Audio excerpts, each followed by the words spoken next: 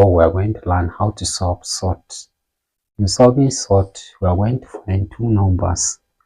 If you multiply, you get 50. One of the number must be perfect square. That is to say, we have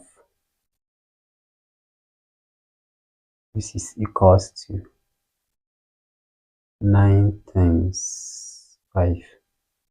That is, we have to put any number in a separate root. Here we have 9 times 5. Therefore, 9 times 5, this 9 is having square root. If we find the square root of 9 here is 3.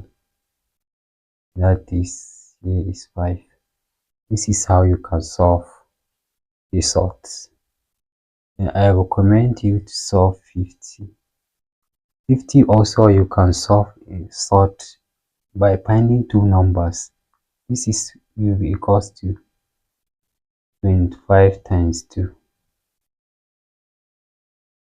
25 times 2. This is equals to root of 25 here is 5 root 2.